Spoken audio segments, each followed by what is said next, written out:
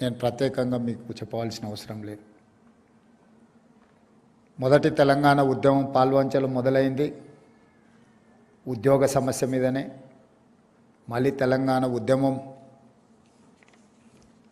తెలంగాణ రాష్ట్ర సాధన ఉద్యోగ సమస్యల మీదనే. తెలంగాణ యువత ఉద్యోగ ఉపాధి అవకాశాల కోసమే తెలంగాణ రాష్ట్రాన్ని సాధించుకోవడం జరిగింది. సాధించుకున్న తెలంగాణ రాష్ట్రంలో మీకు అందరికీ తెలుసు, గత ప్రభుత్వం 10 సంవత్సరాలు ప్రభుత్వ ఉద్యోగాలలో ఉన్న ఖాళీలను భర్తీ చేయకపోవడం వల్ల ఉమ్మడి రాష్ట్రానికంటే ప్రత్యేక తెలంగాణ రాష్ట్రంలో మాకు ఎక్కువగా అన్యాయం జరిగిందని ఆలోచన చేసే పరిస్థితులు ఉత్పన్నమైనాయి.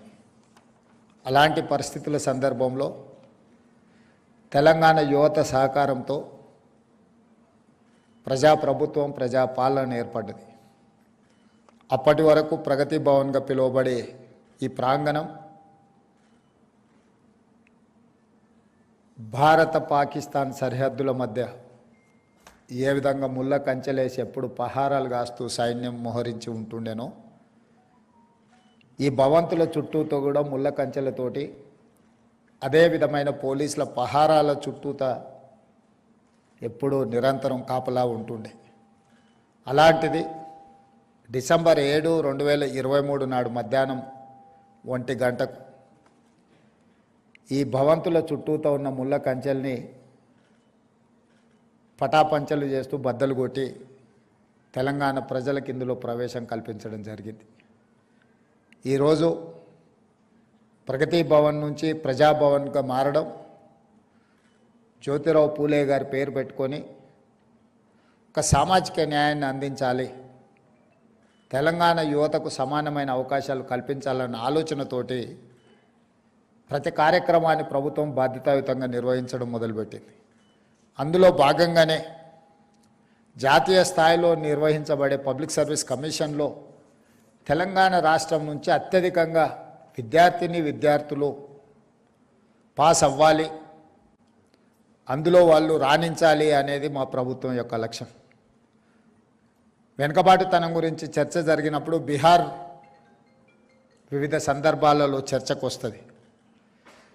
అంత వెనుకబడిన ప్రాంతమైన బీహార్ నుంచి ఐఏఎస్, ఐపీఎస్లు లేకపోతే ఐఎఫ్ఎస్ లాంటి సెలక్షన్ చూస్తే అత్యధికంగా ఉంటారు. మన దగ్గర ఉన్న అధికారులను చాలామందిని చూసిన బీహార్ రాష్ట్రం నుంచి వచ్చిన వాళ్ళే. దేశ స్థాయిలో సివిల్ సర్వీసెస్లో మనం ఒకసారి లెక్క తీసుకున్నప్పుడు బీహార్ రాష్ట్రానికి ఒక ప్రత్యేకమైన స్థానం ఉంది.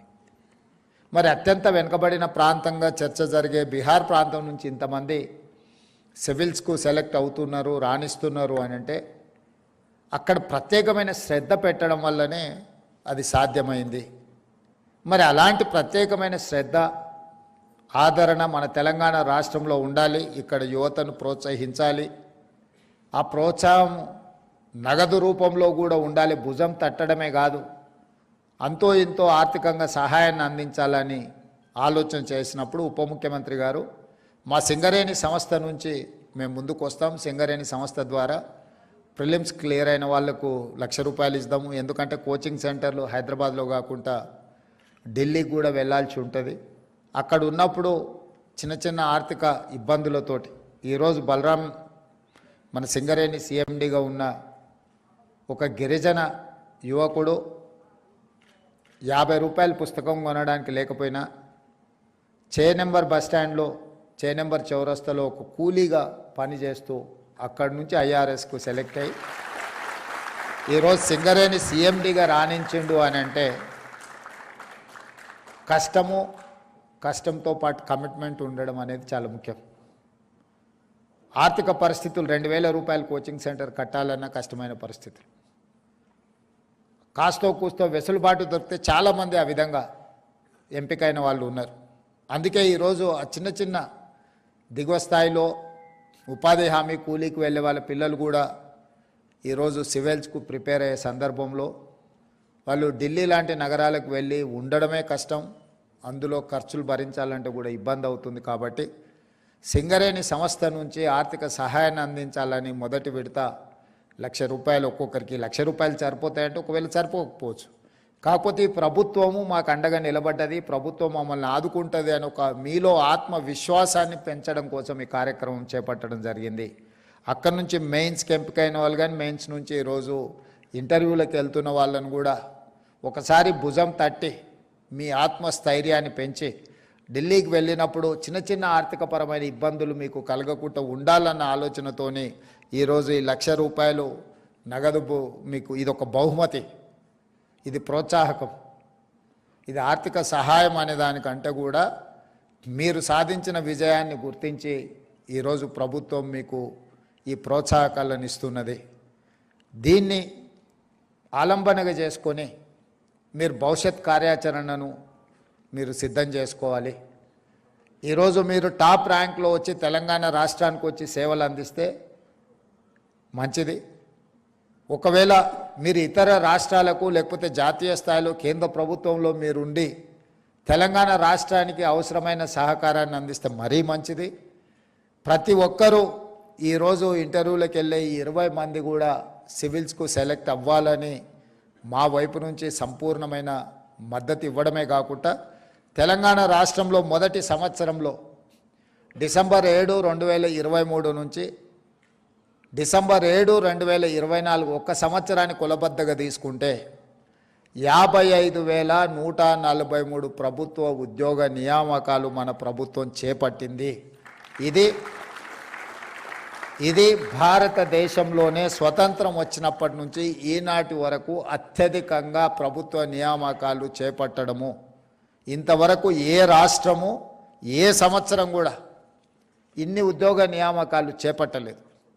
10 సంవత్సరాలు పేరుకపోయిన నిర్లక్ష్యాన్ని, 10 సంవత్సరాలు కోర్టుల్లో నలిగిపోతున్న కేసులను పరిష్కరించుకుంటూ, పోటీ పరీక్షలను నిర్వహించుకుంటూ, అది పోలీసు నియామకాలు కావచ్చు, లేదా టీచర్ల నియామకాలు కావచ్చు, పారామెడికల్ సిబ్బంది కావచ్చు, ప్రతి శాఖలో సింగరేణిలో కూడా ఉన్న కారుణ్య నియామకాలు కావచ్చు, ఇలా చెప్పుకుంటూ వెళ్తే వివిధ శాఖలలో మొదటి సంవత్సరంలో నేను గర్వంగా స్పష్టంగా నేను చెప్పదలుచుకున్నాను, ఏ ప్రభుత్వము ఏ సంవత్సరము అమలు చేయని విధంగా మొదటి సంవత్సరంలోనే 55,143 ఉద్యోగ నియామకాలు చేపట్టడం ద్వారా దేశానికే తెలంగాణ రాష్ట్రం ఆదర్శంగా నిలబడ్డదని చెప్పి నేను ఈ సందర్భంగా చెప్పదలుచుకున్నాను.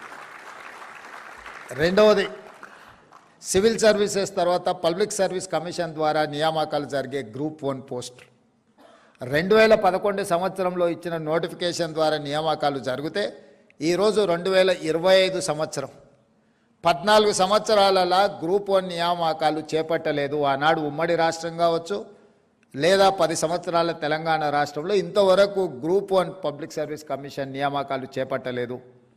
21, 22 సంవత్సరాల వయసు వచ్చిన ఒక నిరుద్యోగ యువతీ యువకులు గ్రూప్ 1 పోటీ పరీక్షల కోసం ప్రిపేర్ అవుతున్నామని చెప్పి కుటుంబానికి చెప్పి హైదరాబాదు నగరానికి వస్తే 14 సంవత్సరాలు ఆ పరీక్షలే నిర్వహించకపోతే వాళ్ళ వయసు 35 సంవత్సరాలు. అత్యంత యుక్త వయసులో కుటుంబానికి ఉపయోగపడి జీవితంలో వాళ్ళ కెరీర్లో ఉన్నత శిఖరాలకు ఎదగాల్సిన యువతీ యువకులు 14 సంవత్సరాలు త్రిశంకు స్వర్గంలో వేలాడదీయడం అంటే ఇంతకంటే నరకం ఏమైనా ఉంటుందా? మీరు ఆలోచన చెయ్యండి. అట్లాంటి పరిస్థితి నుంచి ఎన్నో అడ్డంకులను అధిగమించి ఉన్న ఖాళీలను అన్నిటిని కూడా లెక్కగట్టి 563 గ్రూప్ 1 పోస్టులకు ఇంతవరకు ఉమ్మడి రాష్ట్రంలో కూడా 563 నియామకాలు ఎప్పుడూ జరగలేదు. మొదటిసారి 563 గ్రూప్ 1 పోస్టు ఖాళీలను రాబోయే 2 నెలల మన నియామకాలు చేపట్టబోతున్నాం. మనం జీవోలు ఇచ్చినప్పుడు ఎవరు ప్రశ్నించలే, మనం ప్రిలిమ్స్ ఎగ్జామ్స్ కండక్ట్ చేసినప్పుడు ప్రశ్నించలే.